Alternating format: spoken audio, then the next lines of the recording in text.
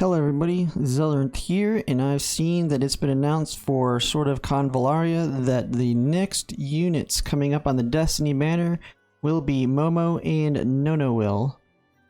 So these two units fit well with another current unit that is on the Summon banner, which would be Lilywill. So anyone that's actually interested in this faction, it's going to you're going to be a little tight on polls here. The big thing is they are all part of the Vlder faction, and they actually are all released. So you can actually see. So you have Lilywill, which is on this current banner. You have Momo, who's already released in game. You may already have them, and then you have NonoWill, who's already released as well. One big thing amongst all of them, and I think it's going to be amongst pretty much all of the units within this faction that they have kind of in common, is that they all are able to use infection. And I've seen in a lot of people who have beaten some of the more difficult content at lower levels, infection has been a key component on some enemies, because it does percentage-based damage rather than doing a specific hard damage. So even if you're weak, if you can kite the enemy, you can use infection type damage to damage the enemies. Now, I haven't looked in depth into all the kits of NonoWill or Momo yet, and I plan to do a further review and my first impressions on both the characters tomorrow. But my quick thoughts on the Destiny banner is not going to change, in the fact that I pretty much have said in the past that unless you specifically want both characters on the Destiny banner and would not mind only getting one of them, I would not pull on it. Because one of the reasons is if you get one, then you're taking the risk of getting dupes, and dupes really don't save you much time in this game, because once we get to the max memory level, where we can farm 9 shards a day, you're only saving 17 days by getting dupes for a specific character. And another thing that's kind of specifically hurts this banner, and that faction in general, is that in the late end game, a lot of the bosses start to become not immune to infection, but take significantly reduced damage from it. So you can't, so if it's doing a giant chunk of damage to them, it's not going to be the same percentage as if it was the percentage on a normal enemy.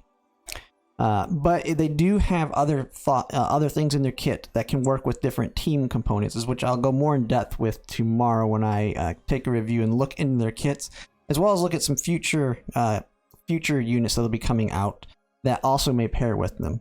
So if you're not looking to get the specific top tier big units that we see coming up here in the future on the debut banner, then you can maybe take a look at it, because if you really like this faction, there's ones that we'll get in the future, and then almost certainly the next debut banner is actually going to be another member of the faction, Cocoa, and Cocoa is an absolute broken tank.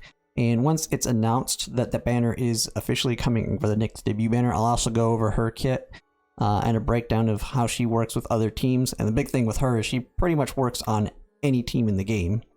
She's very similar to Sophia in that she can work with pretty much any faction or any team, and works as a good flex spot. But on my quick first impressions, it's just another Destin banner. I don't plan to ever pull on them. I specifically want to be pulling on the debut banners. I know we have Cocoa coming up, Sophia coming up, Akambe coming up, August coming up, and there's many other good units coming up after them. And these are all units on the Destin banner that you can still get through losing a 50-50. So I'm not saying these are bad units. I'm just saying that you can't really guarantee any unit from a Destin banner. It can take up to 360 pulls to get a specific unit. Because if you go all the way to the 180th pull, and that's your guarantee on one of them, then you have to go all the way to the 360th pull to guarantee the second unit.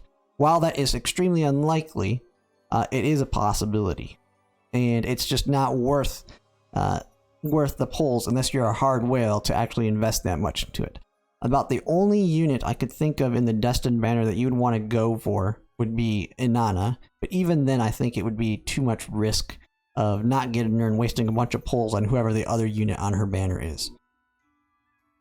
But for now, I will take a look at their kits through the night. I plan to release a video tomorrow kind of looking at their kits, So for anyone that pulls them, and maybe even if you've lost a 50-50 and received one of them, what kind of teams they can work with future units, who they work with current units, and kind of theory craft some ideas on how you can utilize them in current content, which they are really good at. Infection is extremely good for the current content. It pretty much can help you clear most content that you are not leveled for. And then also looking at how they can work with an endgame content with other units that'll be coming up in the future. But for now, I don't have much more information on them. So that'll kind of be it for now. Just thought I'd do a quick short video on the announcement. But I will be posting a video tomorrow going more in depth on their kit and other units that I see that I think they can work with really well in the future. Thanks for watching.